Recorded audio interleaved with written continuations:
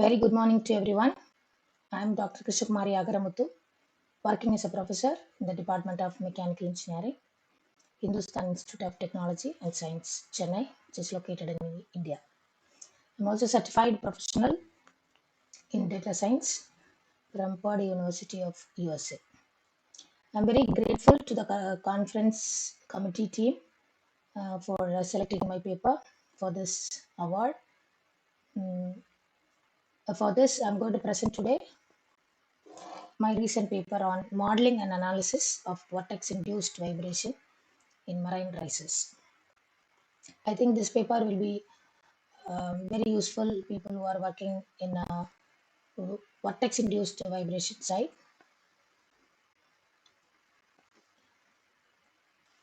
Regarding the abstract of the work is mainly marine rices that are used in seabed. It is to extract the crude oil from offshore platforms, which are subjected to the vortex induced vibrations when it has interaction with external fluid flow of seawater. Hence, the study of vortex-induced vibration is very essential as it plays a crucial role in designing the marine races. This paper focused on creating a two-dimensional numerical simulation of a circular cylinder of marine racer, which is exposed to different current velocities in order to estimate parameters such as lift coefficient, drag coefficient, and shedding frequency of VAV. The shedding frequencies is obtained from the numerical model and the natural frequency is obtained from the analytical model. In addition to this, in this paper, we just calculated the maximum amount of overpull tension that has been provided to the marine riser to reduce the deformation when lock-in region occurs. So that is the main idea about this work and the paper which I am going to present now. Introduction about marine races. As we all know, that marine races are system that is used to transport the oil from seabed to offshore. During this process, the flow of water on the surface of the marine riser is unpredictable because of uneven seawater current changing with respect to the time. So in a deep water drilling, the marine riser serves as a vital link between the subsea wellhead and the floating drill platform ships. It serves as a fluid conveyor to move underwater energy resources from seafloor to the surface-based platform. So the elements like mud, cement, and other supplies are transported to the seafloor through this marine races during relief efforts also. So these are the general application of marine races that we generally see in the offshore applications. Many literatures have been studied by various researchers and that has been published in very good journals like Energy Resources and Fluids and Structures by various authors like Jason, Jamota, and they all have studied about the conventional formula to approximate the inherent frequencies of the higher order models for the lateral vibration. And also they studied the interaction between the fluid forces and vibrating flexible cylinders where the hydrodynamic forces were computed with a discrete approach, which means the numerical simulation by applying quasi-steady theory. And some other researchers have done in an experimental manner also to identify this vortex induced vibration. And they considered a long marine rises and published in journal also with the fluids and structures. And there are research like Rasvanis, Jamie Tolles. They have dealt with this problem with respect to the Reynolds number. Based on Reynolds number, the effect of vortex induced vibration also studied. At the outset, the vortex induced vibration in a various methodology like using a numerical simulation and the analytical point have been studied. But then how much amount of maximum pull or tension has to be provided to reduce the deflection of the marine racer has not been studied. And many papers have been published in ocean engineering also. It is all about, again, marine racers with vortex induced vibration. But then the maximum tension that has to be provided for the deflection is dealt in the present work. So based on the literature survey, the research gap has been identified, which means the above mentioned authors have tried to reduce the VIP using discrete approach, using creating suppression profiles, and by identifying the relationship between Reynolds number and Stogel number. And some have implemented the Runge-Kutta method, Euler-Bernoulli scheme, multi-mode response, and high resolution of VAV also. But then, no author has been, no author has stated like how much maximum pull has to be given for reducing the deflection when it is subjected to the critical current velocity, which makes the marine riser is getting deflected more. So in the present work, a combined model of numerical and analytical has been done, in which natural frequency and the forced frequency for the bending effect have been studied. With respect to that, the maximum tension has also been calculated. So the methodology wise, if you could see, for the identification of VIV, there are two simultaneous work has been carried out. One through numerical method, the other one through analytical method. In a numerical method is mainly focused on creating a 2D model, meshing, and using ANSYS research version. The analysis have been done and Stogel number has been calculated. Similarly, the other way, in analytical method, using a mathematical model, natural frequency of the given diameter of the marine riser has been calculated. When there are two values are coming, the natural and forced frequency values will tell the story about the lock-in region. There are some conditions for the lock-in region that has been indicated here. And if there is no lock-in region, it is understood that riser is in a safe mode. But if any lock-in region comes, automatically the marine riser will be subjected to the maximum amount of deflection. So to arrest the deflection, it is important to calculate the correct amount of maximum pull and to be provided to the top so that making the riser into the straight form. When deflection is reduced, automatically strain will be reduced. If the strain is reduced, then automatically the stress will be reduced, and that will be in the permissible limit, which will not lead to the failure. So this is the total idea about this present work and methodology which has been carried out.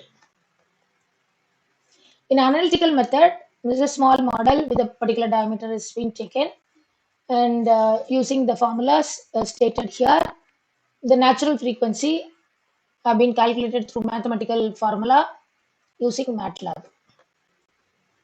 And these are the formulas to calculate the moment of inertia, mass, and then natural frequency. From there, the bending stiffness is also calculated. And in a combined effect, finally, the natural frequency have been calculated as a seventh equation here, which is indicated. So based on the weight of the riser, based on the weight of the water being displaced, there is a calculation for the maximum pull or top tension to be provided to reduce the deflection, for which this is a slide explains the calculation of maximum pull that has to be provided on the riser. The numerical method, the numerical model has been designed with the ANSYS research version.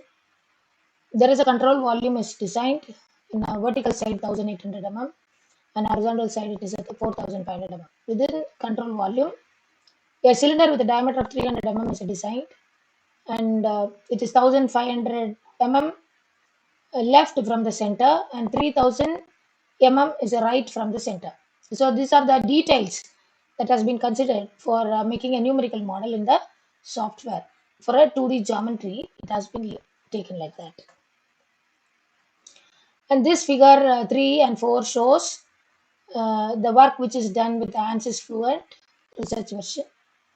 And the figure 4 is a meshing portion of the model of the marine riser. The fluid properties and boundary conditions are given to the simulation to run, and the solution for the model is a pressure-based solver. The fluid flow is a transient and unstable, so that the current velocities varying from minimum to the maximum value has been taken And every current velocity, the Reynolds number and Stokes number has been calculated. So the range of current velocity is taken from 0.3 meter per second to 0.8 meter per second, and with the different numbers of Reynolds and Stokes has been calculated accordingly. And the seawater is assumed to have a density of 1024 kg per meter cube and the viscosity of 0.00132 kg per meter second. So the inlet boundary condition of the domain has a velocity inlet ranging from zero point 0.3 to zero point 0.8 meter per second. For the outlet boundary condition, outflow condition is considered as a simple strategy for the solving of governing equation with the given boundary conditions. So these are the conditions that has been given for the 2D geometry of a numerical model has been listed out. To stabilize the iterative process under relaxation components are added to the pressure-based solver using the quick technique and the momentum spatial discretization. When the values are high, the model becomes unstable and may not converge the error, whereas when the values are low, it may require several iterations to reach the desired value. So the solver is initialized, and the simulation's times step size is set 0.2 seconds. To visualize the frequency value, the visualized FFT solution can be executed and the frequency values have been noted.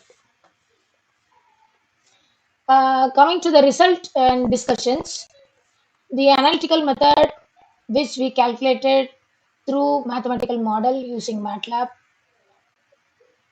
the different frequencies with the different modes have been noted, which has been tabulated. After the calculation of natural frequency of the marine riser, the graph shows the frequency with respect to the mode and everything.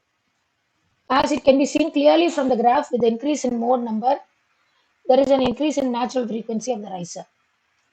This is since number of modes and natural frequency is directly proportional to each other. So this is a table where we can find the number of modes with respect to the natural frequency. Here in this work, we considered only 7 modes. After that, as there is no much change in that, we restricted our values up to 7 modes and noted the natural frequencies. And this graph shows the mode numbers are increased, the natural frequency is also increased. And from the numerical model, as stated in the methodology, the other side we have done the numerical model through ANSYS. From there, Stokes number, drag coefficient, lift coefficient are identified, and based on that, shedding frequency has also been calculated.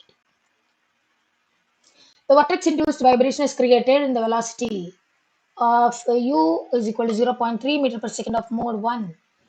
The velocity that occurs on sea offshore is changed with respect to time. So the simulation process is carried out for 6 velocities. Also, we are able to collect shedding frequency corresponding to velocities. This shedding frequency and Stokes numbers are also shown in other table, which I will be showing next to this. The obtained values are plotted in graph for determining the peak value, and this figure 8 shows graphical representation of coefficient of drag and coefficient. That is, this is the Stokes number and shedding frequency which has been noted for the different current velocity, and these are the sample figure for the lift coefficient and drag coefficients are given here. And this is a figure for the numerical model which we obtained for the velocity 0.3, the Stokes number, and shedding frequency versus velocity also noted, and the graph has been plotted. From this figure 9, it shows the shedding frequency versus velocity of the water. It can be seen from the figure, that is, the shedding frequency increases with increase in velocity since Stokes frequency is directly proportional to the velocity.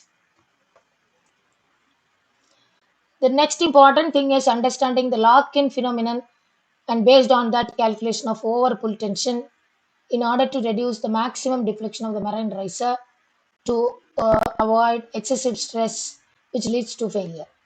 So what does it mean, that lock-in phenomenon? So the lock-in phenomenon is the comparison of shedding frequency and then natural frequency. There are certain conditions for identifying the lock-in region. Here there are 3 conditions are there. Number one, if the natural frequency is equal to the shedding frequency, that time also the lock-in region will occur. Or sometimes for half of the shedding frequency or one third of shedding frequency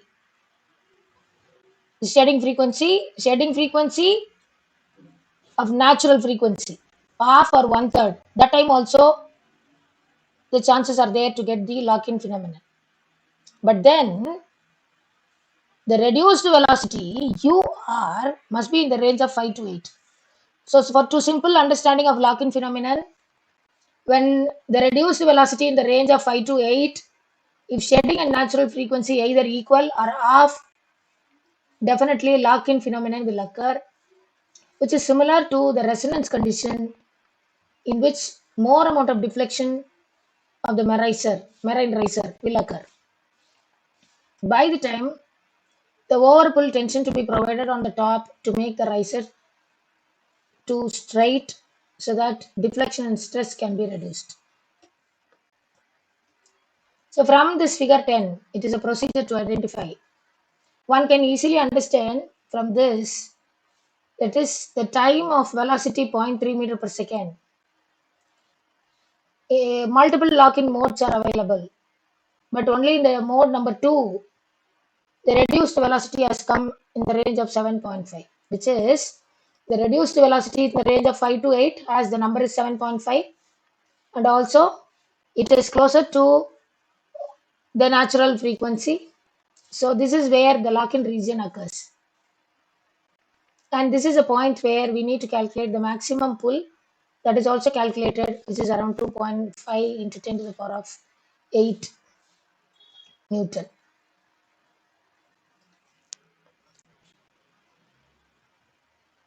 The natural frequencies for increasing tension, the figure 11 shows with respect to the different modes and frequencies, as it can be seen from the graph that clearly increase in higher modes, the natural frequencies of the riser increases significantly. The increase in natural frequency can be utilized to overcome the lock-in, which can reduce VIV also. Hence, the additional required tension of 7 into 10 to the power of 6 Newton can also be used. The conclusion mainly, a detailed study on vortex-induced vibration in marine riser has been done in the present work. Both numerical and analytical models have been used to identify shedding and natural frequency. And ANSYS fluent version of 18.1, the research version has been used. Stogel number obtained from numerical model for various current velocities, which is in line with the previous studies. And analytical mathematical model has been studied for finding the natural frequency. The MATLAB codes have been generated to calculate, and also checking and comparing the shedding and natural frequencies was also done. And the study of lock-in region has been explained very clearly. The time of lock-in region, how to calculate the maximum pull tension is also studied. So this is about the conclusion about this paper. And thank you for the opportunity provided for me to present my work in the prestigious international awards, nanotechnology and nanoscience. I have also contributed some 4 or 5 papers in the nanotechnology, for which I'm very thankful to the management and committee members for providing the opportunity. Thank you.